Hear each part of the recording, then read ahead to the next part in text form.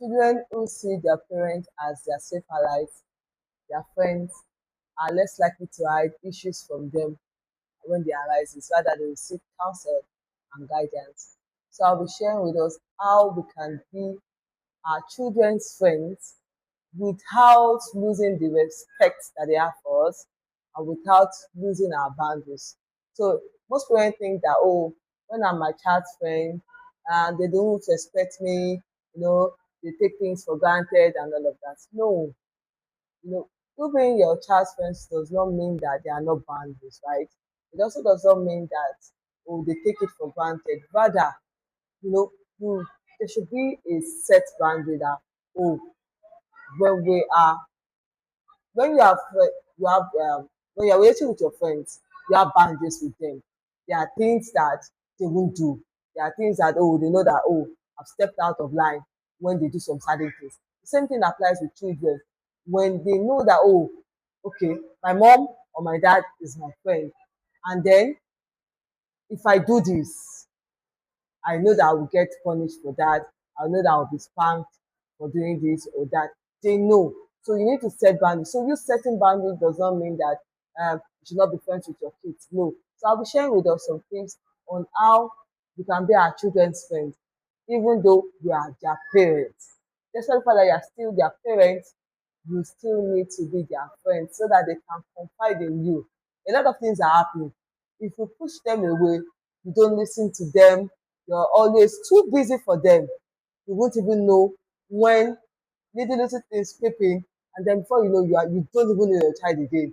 You're not wondering, oh my God, is this my child? So the first thing is that you need to have a safe space for communication, and you need to be very open about your communication. I understand that most parents are very busy. We are either business women or men. We are corporate workers and all of that. And so because of that, we tend to not have time for our children.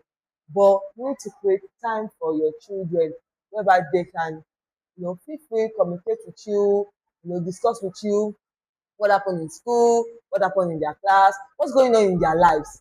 But the moment you don't build that relationship with your children from their primary level to secondary, it will be very difficult to do that when they are much older. And that's why you see that some parents don't even have cordial relationship with their children. Their children don't tell them things. They don't even know what's happening in their children's life. It all starts from how you are able to build the bond with your children from when they were little. So you need to have an open space where your children can feel very comfortable telling you things. So it is when they are not telling you different kind of things that you now start doing, okay, this is how I'm going to come in to address this issue with my child, that issue, and all of that. But when you get too busy chasing after money, ah, I just hope that it won't be too late, you know, when they grow older to correct them. So it's very important that you have an open space where you can communicate with your children. It could be weekends, it could be anytime. It could be maybe when they are on break or on vacation.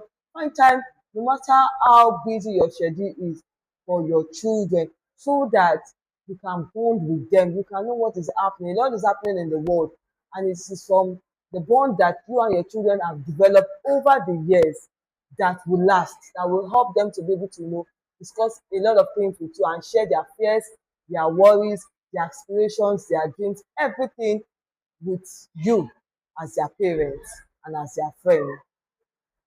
Being your child friends does not mean removing boundaries.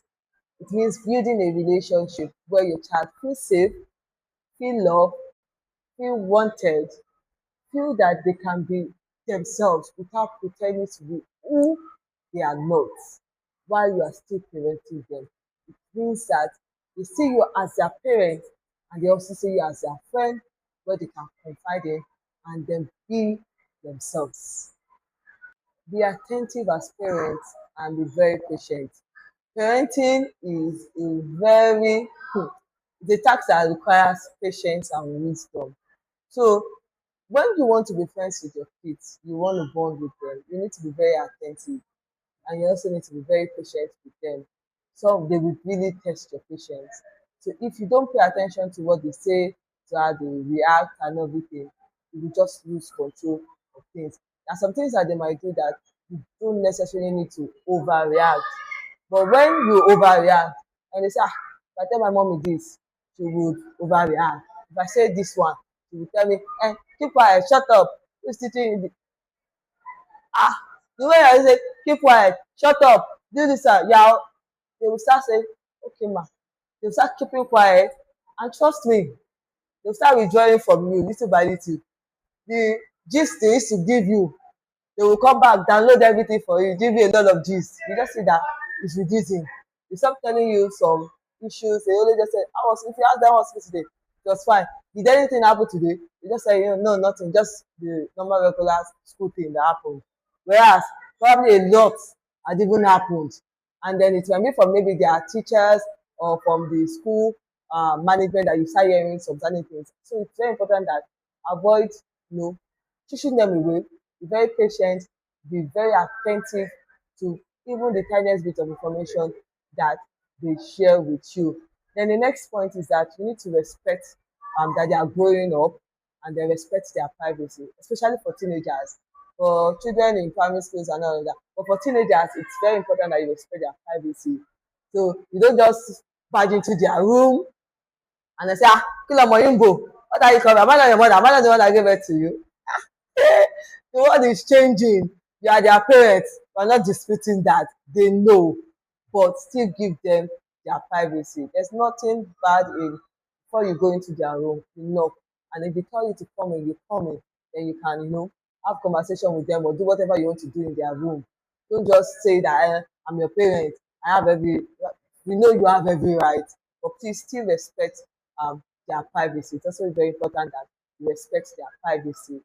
It's also, see that, you're letting them see that, they are, maturing, and then you respect their privacy and you're not overstepping boundaries so that other people do not also overstep boundaries and then you see it as a normal thing. Spend time with your children. You need to be very intentional about spending time. You know that it is the person that you love that you create time for. We can all get busy with a lot of things, both the relevant things and the irrelevant things, right? However, when you love someone, when you genuinely care about them, these are your children, they are your tomorrow, your future. You need to be very intentional about creating time with them so that you can spend time with them. You can get feedback from them, get to know what is happening about them. And the third one is that you need to show interest in their world, show interest in what is happening around them. When they tell you things casually, don't be so dismissive about it. Just say, eh, well, it's children's stuff. It's not always children's stuff. Sometimes, show interest that you're interested in what they are saying, no matter how little it might be, so that you are interested in every tiny bit of their life, every tiny bit of the information that they share with you. That way they can feel very safe to confide things with you, especially for the female child. The girl child, they go through a lot of stages, the puberty stage, and then they have their worries, their fears. They start feeling that, they don't have maybe the perfect body size and everything. It is when you are friends with your children that you begin to know that, this is what they are experiencing. This is how you can coach them. Even from your own experience, you can even share your own experience, that you've had while growing up, and it will help allay their fear. But if you're not friends with your kids, you can't even know what they are thinking. You don't even know what is bothering them. You just be seeing them moody. What's happening to you? Nothing. They keep telling you nothing, nothing, nothing, because you've not built the relationship with them. It's not too late to start now.